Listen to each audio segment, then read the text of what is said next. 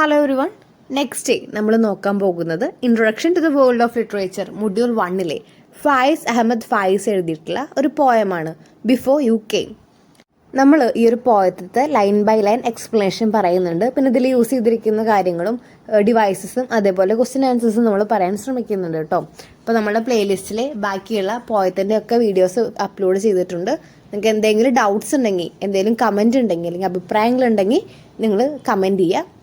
പിന്നെ നിങ്ങൾക്ക് യൂസ്ഫുൾ ആയ ഫ്രണ്ട്സിനെ ഷെയർ ചെയ്യാം. അപ്പം നമുക്ക് വൈകിക്കാതെ നേരെ വീഡിയോയിലേക്ക് പോവാം.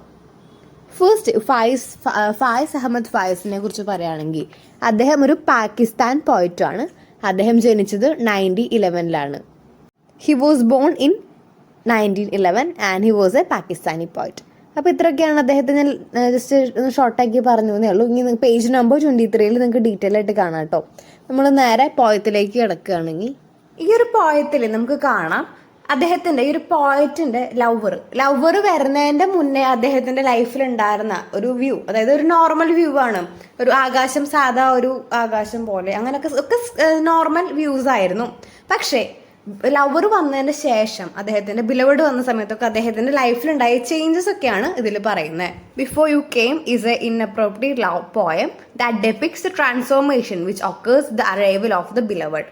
The poem begins with the description of world period of the arrival. അപ്പോൾ ഈ ഒരു പോയത്തിൻ്റെ സ്റ്റാർട്ടിങ്ങിൽ ആ ഒരു ലവർ വരുന്നതിൻ്റെ മുന്നത്തെ കാര്യങ്ങളാണ് പറയുന്നത്. The sky had A fixed Horizon, അതായത് ഒരു സ്കൈ നമ്മൾ പറഞ്ഞിരുന്നു. സ്കൈ എന്ന് പറഞ്ഞാൽ എന്താണ്? ഒരു സാധാ എങ്ങനെയാണോ നമ്മൾ കാണുക, കാഴ്ചയുടെ അറ്റം വരെയുള്ള ഒരു സാധാ ഒരു സ്കൈ ആയിരുന്നു.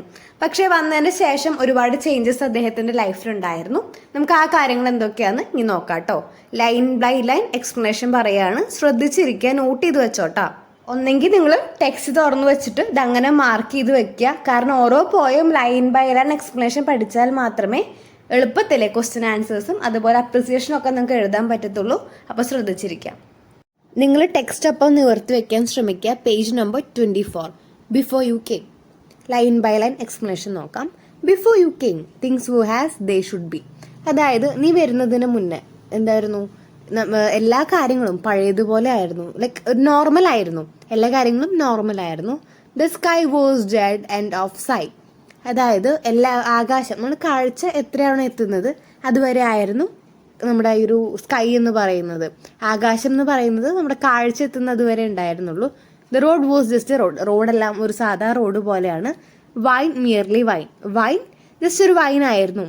ഇതിലൂടെ ഉദ്ദേശിക്കുന്നത് എന്താണ്? എല്ലാം നോർമലായിരുന്നു, എല്ലാം സാധാരണമായിരുന്നു. എപ്പോൾ? നീ എൻ്റെ ജീവിതത്തിലേക്ക് വരുന്നതിന് മുന്നേ. ആകാശം എന്ന് പറയുന്നത് ആ ഒരു നമ്മുടെ കാഴ്ച എത്തുന്ന ഒരറ്റം വരെ ആയിരുന്നു. The sky was the dead end of the sight. ഈ ഒരു ലൈൻസ് നിങ്ങൾ മനസ്സിലാക്കുക, അതിൻ്റെ മീനിങ് എന്താണെന്ന് കൂടി മനസ്സിലാക്കുക കേട്ടോ. ഇനി നമുക്ക് നെക്സ്റ്റ് സ്റ്റാൻസ് നോക്കാം. ഈ ഒരു നെക്സ്റ്റ് സ്റ്റാൻസിൽ പറയുന്നത് നീ വന്നതിൻ്റെ ശേഷമുള്ള മാറ്റങ്ങളാണ്. Now everything is like in my heart. അതായത് എല്ലാ കാര്യങ്ങളും എൻ്റെ ഹൃദയത്തിലായിരുന്നു. A colour that the end of blood. അതായത് എൻ്റെ കളർ, ബ്ലഡിൻ്റെ കളർ പോലെ എല്ലാ കാര്യങ്ങളും ഭയങ്കര വർണ്ണങ്ങളിലായിരുന്നു എനിക്ക് കാണാൻ സാധിച്ചത്. അപ്പോൾ ആദ്യത്തെ സ്റ്റാൻസിൽ പറയണത് ഇതാണ്. ആദ്യത്തെ സ്റ്റാൻസിൽ ബിഫോർ യു കെയിം, എൻ്റെ ലൈഫിലേക്ക് വരുന്നതിന് മുന്നേ, നീ എൻ്റെ ലൈഫിലേക്ക് വരുന്നതിന് മുന്നേ ഉള്ള കാര്യങ്ങളാണ് ഫസ്റ്റ് സ്റ്റാൻസിൽ പറഞ്ഞത്.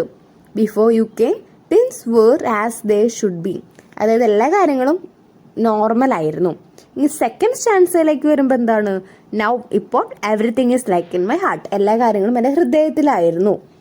എങ്ങനെയാണ്? അതായത് രക്തത്തിൽ എല്ലാ വർണ്ണങ്ങളും കാണാവുന്ന പോലെ അത്രയും ഒരു വർണ്ണശകലമായ ഒരു വിഷനായിരുന്നു അദ്ദേഹത്തിൻ്റെ വ്യൂവിൽ, അദ്ദേഹത്തിൻ്റെ കാഴ്ചപ്പാടിൽ.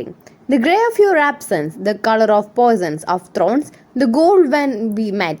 ഈ ഒരു ലൈനിലൂടെ അദ്ദേഹത്തിൻ്റെ പ്രണയിനി അദ്ദേഹത്തിൻ്റെ ഒപ്പം ഇല്ലാത്ത സമയം അദ്ദേഹത്തിൻ്റെ ഒരു ഗ്രേ, ഒരു ആഷിൻ്റെ കളർ പോലെയൊക്കെയാണ് തോന്നുന്നത്. ദ കളർ ഓഫ് പോയ്സൺ, വിഷത്തിൻ്റെ കളർ, അതുപോലെ മുള്ളുകളുടെ നിറങ്ങൾ, ഇതൊക്കെ ആ ഒരു പ്രണയിനിയുടെ ആബ്സെൻസ് ആണ് ഈ ഒരു ലൈൻസിലൂടെ നമുക്ക് കാണാൻ സാധിക്കുന്നത്. ക്ലിയർ അല്ലേ? The gold when we meet, അതായത് നമ്മൾ കാണുന്ന നേരത്ത് ഉള്ള ഒരു സുവർണ നിറം, ആ ഒരു മൊമെന്റിനെയാണ് ഇതിൽ പറയുന്നത്. സീസൺസ് അബ്ലൈസ്, അതായത് ഋതുക്കളുടെ നിറം. ദ യെല്ലോ ഓഫ് ഓട്ടം, ദ റെഡ് ഓഫ് ഫ്ലവർ, അതായത് ശിശിരകാലത്തെ ആ ഒരു നിറങ്ങൾ, മഞ്ഞ നിറം പോലെ. അതുപോലെ വസന്തത്തിലെ ചുവന്ന ഫ്ലവർ പോലെ, ചുവന്ന പൂക്കൾ പോലെ. ഓഫ് ഫ്ലെയിംസിന്റെ കളർ പോലെ. And the black when you cover the earth with the coal of the death fires. കത്തിക്കരിഞ്ഞ ആ ഒരു കൽക്കരി പോലെ നീ ഉപേക്ഷിച്ച ആ ഒരു കറുപ്പ് നിറം. ഈ ഒരു സ്റ്റാൻസയിലെ അദ്ദേഹത്തിൻ്റെ പ്രണയിനി വന്ന സമയത്ത് അദ്ദേഹത്തിൻ്റെ ലൈഫിലുണ്ടായ മാറ്റങ്ങൾ, അതായത് ഒരുപാട് ഡീപ്പ് ഇമോഷൻസ് ഉണ്ടായിരുന്നു. അതിപ്പോൾ ശിശിരകാലത്തെ പൂക്കൾ, മഞ്ഞ പൂക്കൾ പോലെ, അതുപോലെ ഋതുക്കളുടെ ആ ഒരു കളേഴ്സ് പോലെ, റെഡ് ഫ്ലവേഴ്സ് പോലെ, ഫ്ലെയിംസ് പോലെ, അപ്പം ഇങ്ങനെ കുറെ കളർഫുള്ളായ അദ്ദേഹത്തിന്റെ കാഴ്ചപ്പാടുകളെ, ഒരു ഇമോഷനൊക്കെയാണ് ഈ ഒരു സ്റ്റാൻസയിൽ പറയുന്നത്. പിന്നെ അദ്ദേഹം ആ ഒരു പ്രണയിനിയെ മിസ് ചെയ്യുന്നത് ആ ഒരു കോൾ ബ്ലാക്ക്, ആ ഒരു ചാരനിറം എന്നുള്ളൊരു തരത്തിലാണ്. അപ്പൊ നമ്മൾ ആദ്യത്തെ 2 സ്റ്റാൻസ കഴിഞ്ഞു. ഇനി നമുക്ക് നെക്സ്റ്റ് സ്റ്റാൻസ് നോക്കാം. And the sky, the road, the glass of wine. ഈ ഒരു സ്റ്റാൻസിൽ പറയുന്നത്, അതായത് ഇപ്പോൾ സ്കൈ എന്ന് പറഞ്ഞാൽ എങ്ങനെയാണ്, നനഞ്ഞ ഷർട്ട് പോലെയാണ്, വെറ്റ് ഷർട്ട് വിത്ത് ടിയേഴ്സ്. നമ്മൾ ഫസ്റ്റ് സ്റ്റാൻസിൽ എന്താ പറഞ്ഞത്, അദ്ദേഹം ആ ഒരു പ്രണയിനി വരുന്നതിന്റെ മുന്നേ സ്കൈ എന്ന് പറഞ്ഞ ഒരു നോർമൽ സ്കൈ ആയിരുന്നു. അത് നമ്മൾ കാണുന്ന ആ ഒരു കാഴ്ചയുടെ അറ്റം ആ ഒരു സാധാ നോർമൽ സ്കൈ ആയിരുന്നു. പക്ഷേ പ്രണയിനി വന്നു കഴിഞ്ഞ സമയത്ത് എന്താണ്, സ്കൈ എന്ന് പറഞ്ഞാൽ വെറ്റ് ഷർട്ട്, അതായത് നനഞ്ഞു കുതിർന്ന ഒരു ഷർട്ട് പോലെയാണ്. ആ ഒരു മാറ്റമാണ് ഇതിൽ പറയുന്നത്. ആ ഒരു ചേഞ്ചസ് നിങ്ങൾ നോട്ട് ചെയ്ത് വെക്കുക കേട്ടോ. അപ്രിസിയേഷനൊക്കെ എഴുതാൻ പറയുമ്പോൾ ഇതൊക്കെ ഒന്ന് നോട്ട് ചെയ്ത് വെക്കണം. അദ്ദേഹത്തിന്റെ ഒരു എക്സ്പീരിയൻസ് ആണ്. അതായത് ആ ഒരു പ്രണയിനി വന്ന സമയത്ത് അദ്ദേഹം കരഞ്ഞിട്ടുണ്ടായിരിക്കും, ആ ഒരു ഷർട്ട് നനഞ്ഞ് കുതിർന്നിട്ടുണ്ടായിരിക്കും. The road a vein about the break. അതായത് റോഡ് എന്ന് പറയുന്നത് എങ്ങനെയാണ്, റോഡ് ഇപ്പോൾ ഒരു രക്തധമനി പോലെയാണ് അദ്ദേഹത്തിന് ഫീൽ ചെയ്യുന്നത്. അത് പൊട്ടാനായിരിക്കുന്നു. അദ്ദേഹത്തിന്റെ ഒരു അവസ്ഥയിൽ അദ്ദേഹം പറയുന്നുണ്ട്, അദ്ദേഹത്തിന്റെ ഒരു ഡിപ്രഷനിലെ, ഒരു വിഷമത്തില്, അദ്ദേഹത്തിന്റെ ഒരു വിഷമത്തിലെ ഒരു വെയിൻസ് ഒക്കെ പൊട്ടാനായിട്ടിരിക്കുന്നു. ഒരു വെയിൻ എന്ന് പറയുന്നത് ഞരമ്പുകളൊക്കെ വലിഞ്ഞു മുറുകി പൊട്ടാനായിട്ടിരിക്കുന്നു. റോഡുകൾ കാണുമ്പോൾ ഇപ്പൊ അദ്ദേഹത്തിന് അതാണ് ഓർമ്മ വരുന്നത്. ഇനി വൈൻ ഗ്ലാസ് കാണുമ്പോൾ അദ്ദേഹത്തിന് ഒരു മിറർ ആയിട്ടാണ് തോന്നുന്നത്. ഫസ്റ്റ് ആൻസർ പറഞ്ഞിരുന്നു വൈൻ ഇസ് ജസ്റ്റ് വൈൻ, അല്ല അങ്ങനെ തോന്നിയിരുന്നേ. പക്ഷെ ഈ ഒരു സ്റ്റാൻസയിലേക്ക് ബിലവഡ്, ആ ഒരു ലവർ വന്ന സമയത്ത് എങ്ങനെയായിരുന്നു, വൈൻ എന്ന് പറഞ്ഞ ഒരു മിറർ പോലെയായിരുന്നു.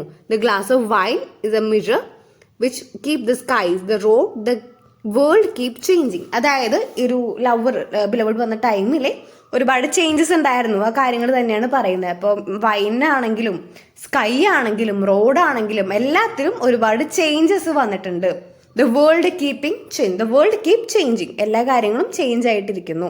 ഇനി നമുക്ക് നെക്സ്റ്റ് ചാൻസ് നോക്കാം. Don't leave now that you were here, stay. അതായത് അദ്ദേഹത്തിന്റെ പ്രണയിനിയോട് നേരിട്ടാണ് സംസാരിക്കുന്നത്. ഡോണ്ട് ലീവ് നൗ, ഇപ്പൊ ഇവിടുന്ന് പോവരുത്, നീ എന്ത് ചെയ്യണം, ഇവിടെ നിൽക്കണം. സ്റ്റേ എന്ന് പറഞ്ഞാൽ നിൽക്കണം. So the world may become like it self again. അപ്പോൾ ഈ ഒരു വേൾഡ് പഴയതുപോലെ തന്നെ എന്നിൽ നിൽക്കുമല്ലോ. അപ്പോൾ ഇവിടെ അദ്ദേഹം പ്രണയിനിയുടെ അടുത്ത് നേരിട്ട് നിൽക്കാനാണ് പറയുന്നത്. പോവരുത്, സ്റ്റേ ഹിയർ, ഇവിടെ തന്നെ നിൽക്കണം. എന്തിനാണ്, എനിക്ക് ആ ഒരു വേൾഡ് പഴയ പോലെ തന്നെ എനിക്ക് വേണം. So the world may become like it's again. So the sky may be the sky, the road a road, and the glass of wine not a mirror, just glass of wine. പഴയതുപോലെ ആവുമെന്ന് പറഞ്ഞാൽ എന്താ, ഇത് ഈ ഒരു beloved പോയി കഴിഞ്ഞാൽ, പ്രണയിനി ലൈഫിൽ നിന്ന് പോയി കഴിഞ്ഞാൽ സ്കൈ സാധാ സ്കൈ ആവും, റോഡ് സാധാ റോഡ് പോലെ ആയിരിക്കും. ആ ഒരു വർണ്ണങ്ങളൊക്കെ പോവും അല്ലേ. ആ കാര്യങ്ങളാണ്. ഗ്ലാസ് എന്ന് പറഞ്ഞാൽ എന്താ, വൈൻ ആയിരിക്കില്ലേ. Glass of wine is not a mirror, just a glass, ഒരു സാധാ നോർമൽ ഗ്ലാസ് പോലെയാണ്. അപ്പോൾ ഒരു പ്രണയിനിയോടുള്ള ഒരു സ്നേഹം, ആ ഒരു കാഴ്ചപ്പാടൊക്കെയാണ് പറയുന്നത്. ഈ ഒരു പോയം വളരെ സിമ്പിൾ ആണ് എന്ന് വിചാരിച്ച് വെറുതെ കളയരുത് കേട്ടോ. പിന്നെ ഈ ഒരു പേജ് നമ്പർ 25 നിങ്ങൾക്ക് കാണാം. Speaker asks his lover not to leave as he would like to live in the world colored by himself beloved. ഈ ഒരു പോയിന്റ്സ് ഒക്കെ ഒന്ന് പഠിച്ചു വെക്കാം. ഈ ഒരു ഇതിലെ പേജ് നമ്പർ 25 ഒരു ചെറിയ അനലൈസിസ് എന്ന് പറഞ്ഞാൽ കാണാൻ പറ്റും. അത് ഇമ്പോർട്ടൻ്റ് ആണ്. ജസ്റ്റ് ഒന്ന് ബൈ ഹാർട്ട് പഠിക്കണ്ട, ഒന്ന് മനസ്സിലാക്കി പോയാൽ മതി. നിങ്ങൾ ഓരോ പോയത്തിലും ഇതുപോലെ അനാലിസിസ് കാണാം, ക്വസ്റ്റ്യൻ ആൻസേഴ്സ് കാണാം. ഒക്കെ ഒന്ന് മനസ്സിലാക്കി പോവുക, ബൈ ഹാർട്ട് പഠിച്ചു പോകണ്ട, മനസ്സിലാക്കി പോവുക. പിന്നെ മാക്സിമം ഓരോ പോയും അതുപോലെ ആ പോയിന്റിന്റെ കാര്യങ്ങളും കൂടി മനസ്സിലാക്കാൻ ശ്രമിക്കുക കേട്ടോ. അത് പഠിച്ചിരിക്കുക, അറ്റ്ലീസ്റ്റ് ബൈ ഹാർട്ട് പഠിക്കുക. ഒരു പോയിട്ടും എക്സാമിന് പോകുന്നതിന് മുന്നേ നിങ്ങൾ ഈ ഒരു പോയിട്ടും പഠിച്ചിരിക്കുക, ബൈ ഹാർട്ട് തന്നെ പഠിക്കുക. പിന്നെ അപ്രിസിയേഷൻ എഴുതാൻ നിങ്ങൾക്ക് ഓരോ പോയം എടുത്തു കഴിഞ്ഞാൽ അതിൽ എങ്ങനെയാണ് അപ്രിസിയേഷൻ വരിക, എങ്ങനെയാണ് നിങ്ങൾ ഇൻട്രൊഡക്ഷൻ എഴുതുക, കാര്യങ്ങളൊക്കെ നമുക്കറിയാലോ. ആ കാര്യങ്ങളൊക്കെ നമ്മളൊന്ന് മനസ്സിലാക്കി പോയാൽ മതി. ഇനി നമുക്ക് ക്വസ്റ്റ്യൻ ആൻസേഴ്സ് ഒക്കെ നോക്കിയാലോ. First question, describe how the speaker understands the state of things before the arrival of his beloved, അതായത് before the arrivals of the beloved, അതായത് നമ്മളുടെ ഒരു പോയത്തിൽ ബിലവഡിൻ്റെ മുന്നേ ഉണ്ടായിരുന്ന ഒരു സ്റ്റേറ്റ് ഓഫ് മൈൻഡും ബിലവഡ് വന്ന സമയത്തുള്ള സ്റ്റേറ്റ് ഓഫ് മൈൻഡുമാണ് പറയുന്നത്. മനസ്സിലാവണല്ലേ? അപ്പോൾ എങ്ങനെ നമുക്ക് മനസ്സിലാവുക? ഒരു മുണ്ടെയിൻ മോഡലല്ലേ, ഒരു മുണ്ടെയിൻ എന്ന് പറഞ്ഞാൽ എന്താണ്? വിരസമായി, അല്ലെ? ഒരു അത്ര താല്പര്യം, ഒരു ഇതില്ലാത്ത പോലെയാണ്, അലസമായി, വിരസമായി എന്നൊക്കെ പറയില്ലേ. പിന്നെ എന്താണ്? കുറച്ചുകൂടി ഇമോഷണൽ ആവുകയാണ്, അല്ലേ? കുറച്ചുകൂടി ഇമോഷണൽ ആയിട്ടാണ് വരുന്നത്. What emotion are associated with the colours grey in this poem?